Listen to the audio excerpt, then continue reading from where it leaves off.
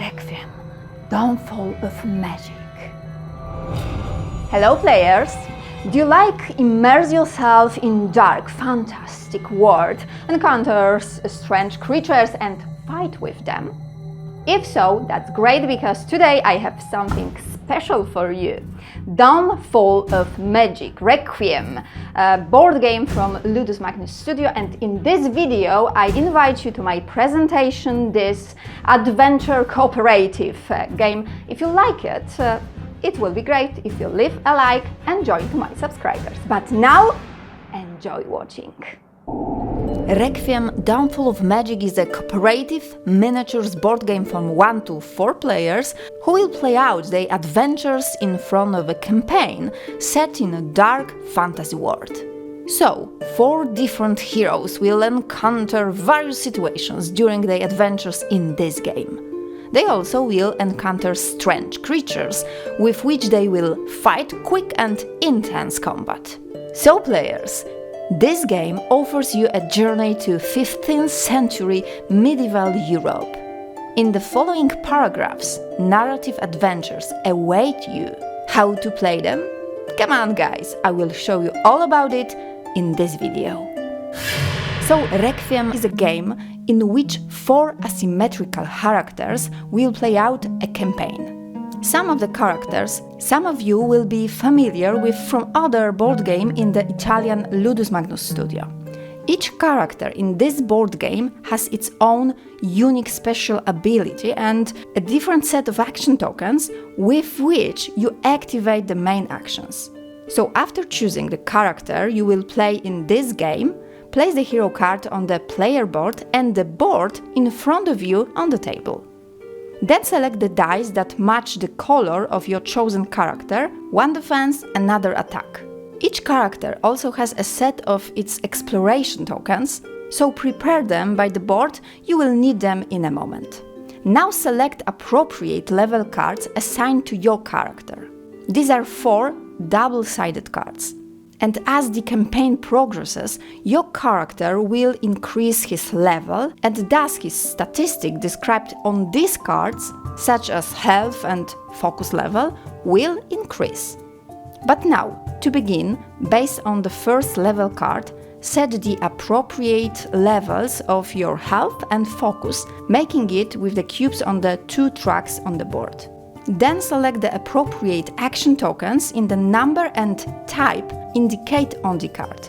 By using them during the game, you will trigger the main actions which are described on the hero card, like walk, run, fight or explore. When starting the game, also select 2 medicine tokens.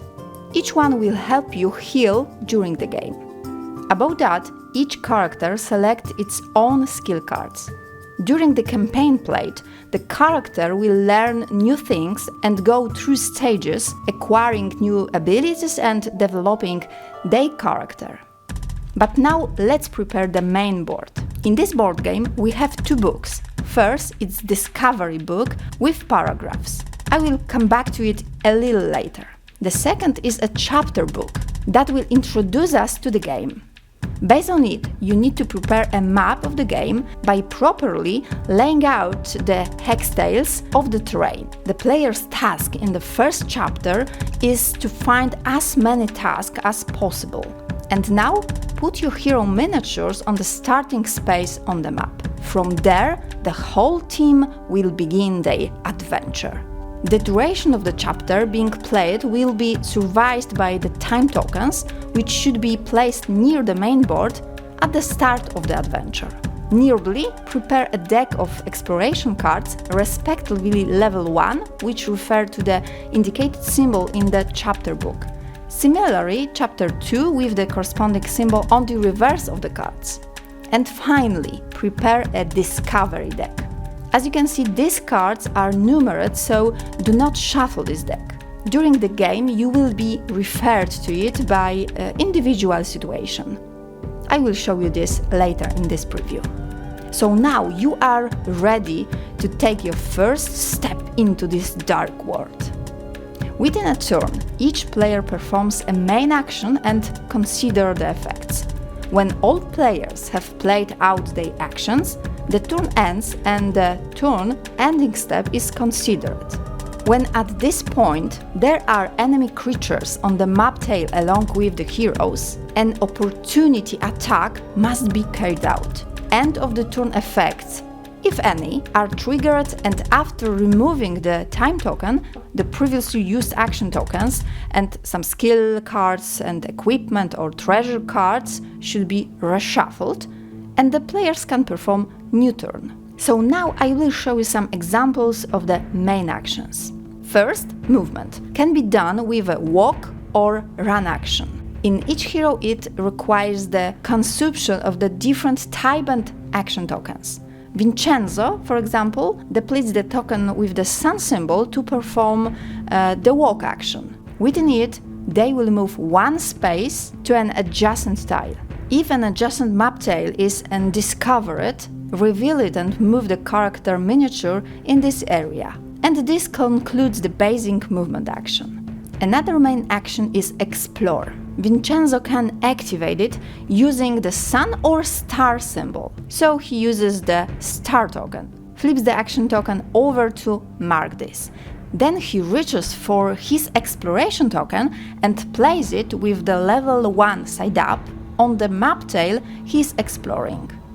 And now he checks what symbol is assigned to the level 1 in the chapter book and draws an exploration card from the appropriate deck.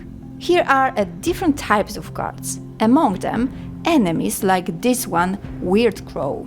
As you can see, this creature has only 1 health level, so it only takes 1 wound to defeat it. And the same when it's come to Sneaky Attack, the symbol below. And the third symbol indicates how much damage the enemy will deal during its opportunity attack at the end of the turn. Sometimes creatures have traits and a special ability. This one is easy to defeat. At the bottom of the card, you can see the reward you will get for doing so. Remember that this is also a paid action, so place the corresponding creature miniature on the map tail where the hero stands. And you have to know that during fights in this board game, each enemy will use 2 purple dice, 1 attack, another defense dice. So now player reach for their dice and roll such a pool of 4 dice, and then compare the results. The black die of the character and enemy and the white die of the hero and creature must be matched. In this example, the creature attacks with 2 sword symbols. The hero has a choice, 1 shield to defend or not to defend and get 2 focuses. He chooses the shield, so 1 sword for enemy inflict 1 wound on him. He marks it on the health track, lowering his level. But you have to know that he can discard a medicine token to heal himself. And this action is not paid. Okay, back to combat. On the attack dice, the hero again has a choice. He can either inflict 1 wound and gain 2 focuses or inflict 3 wounds. The result on the creature dice is no result, so there is nothing to defend with. It only takes 1 wound to defeat this enemy. So the character adds 2 focuses and 1 sword symbol is enough to defeat this strange crow. And then the player collects the reward, which is 2 thalers. If you would like to explore an area where there is already an exploration token, you would have to pay for 2 actions and replace the token level 1 with your token level 2. And again, check the chapter book to see what symbol it's associated with and then pick an exploration card from the appropriate deck. As I said before, there are different types of cards. Here, for example, event cards. This refers you to paragraph number 9 in the Discovery book.